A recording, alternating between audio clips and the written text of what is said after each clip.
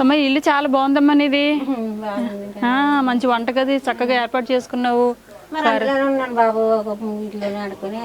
ఓ నీకు ఇల్లు అదేనా? ఇది కాదా? కాదు. మీ ఆయనేరి?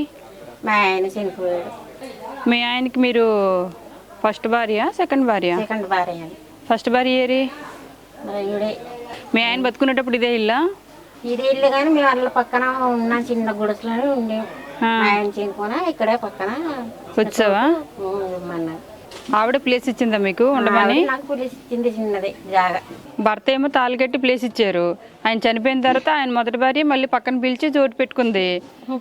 కానీ మేము ఇంకా కాపులు కట్టలేదు. సరే వేరే కాపురమైనా నువ్వు ఎక్కడో అద్దె కొంపలో ఉండే బదులు వద్దులే పాపం మా ఆయన కొన్నాళ్ళు పెళ్లి చేసుకుని ఉంచారు కదా అని ఒక జాలితో నీకు మళ్ళీ మాత్రం స్థలం ఇచ్చి ఉండనిచ్చారు.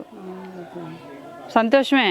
అలా ఎవరు ఉండరు కదా తల్లి. నువ్వు వెళ్ళకపోతే నాకెందుకు, నా లైఫ్లో నువ్వు రావడమే పెద్ద తప్పని ఏ భార్య అయినా యాక్సెప్ట్ చేస్తారేంటి? చచ్చిపోయాక కూడా నీకు ప్లేస్ ఇచ్చింది. ఏది మొదటి భార్య ఎక్కడున్నారు? మంచి హైటు మంచి కలరు బాగున్నారు ఆవిడ. ఏమ్మా దేవుడు నీకు ఎంత మంచి మనసు ఇచ్చాడు, ఇంత బాగున్నావు. నిన్ను వదిలేసి శివుని ఎలా పెళ్లి చేసుకున్నారు? ఏమో మేడం, మరి అతనికి ఇష్టపడ్డాడు చేసుకున్నారు. పక్కన ఎందుకు ప్లేస్ ఇచ్చే వీడికి మళ్ళీని? మరి ఏం చేద్దాం మేడం, మరి ఇంకా తన భర్త లేక పిల్లలు లేక పోలే ఇంకెలాగో మనం కూడా వెళ్ళిపోమంటే ఇక్కడికి వెళ్ళిపోతుంది. కన్నవారు లేదు, మరి ఇంకా చేసుకున్నవాడు లేదు.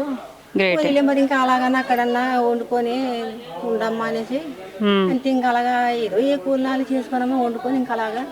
పోన్లే, దేవుడు నిన్ను నీ పిల్లల్ని బాగా చూసుకుంటాడు తల్లి.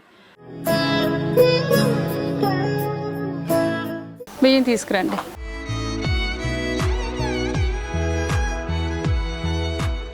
సరేనా? నీకు ఎలాగో కొని పెట్టేవాళ్ళు ఎవరు లేరు కాబట్టి నేనే కూతురుని అనుకొని నీకు ఇస్తున్నాను. తీసుకో. 6,000 ఇస్తున్నాను. 6,000లో నా తృప్తి కోసం ఈవిడికి 2,000 ఇచ్చేసే. నువ్వు 4,000 తీసుకో. ఏమ్మా?